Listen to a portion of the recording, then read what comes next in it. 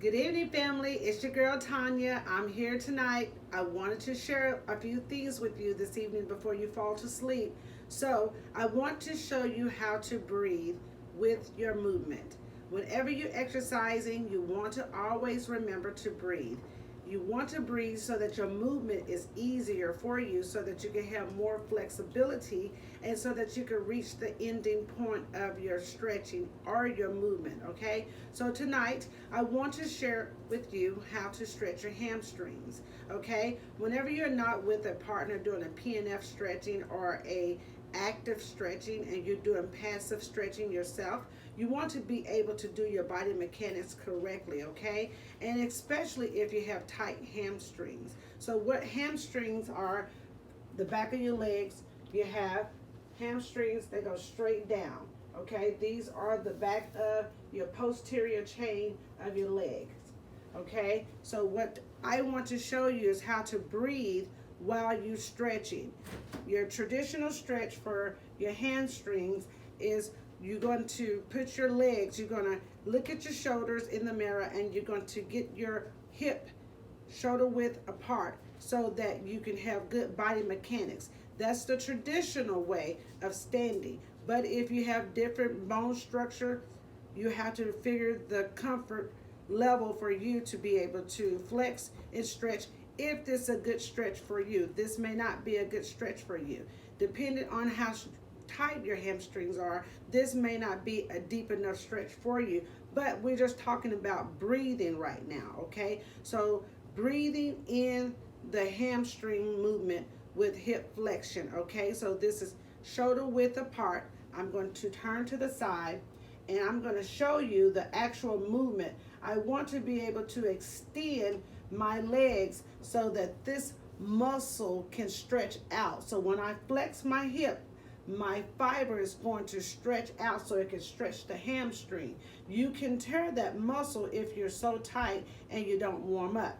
I've already warmed up, so you never want to stretch a cold muscle ever, okay? You always want to move around the house or move around wherever you're at before you stretch a cold muscle, okay? So I'm going to demonstrate with you, and I'm going to breathe, and then I'll come back and to explain to you what I just did, okay? So my hips are shoulder width apart. I am going to touch my toes so that I can stretch my hamstrings, okay? So I'm going to take a breath in.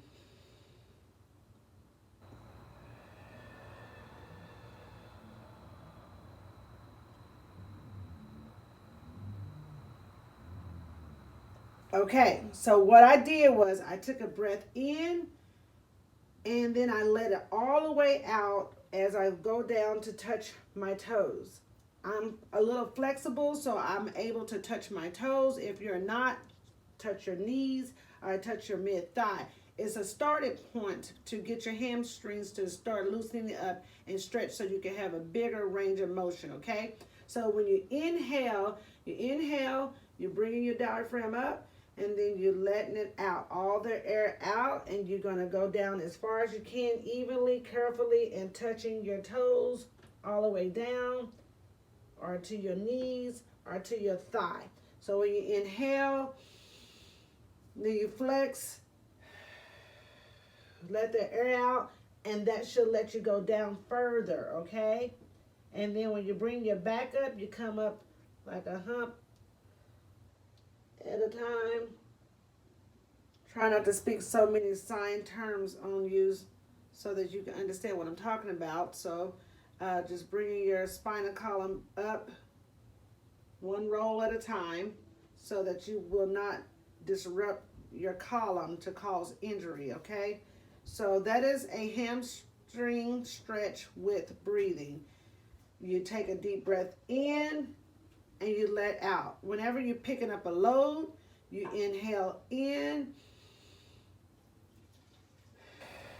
you let it out when you let the load out, okay? So that is a hamstring stretch, one-on-one yourself.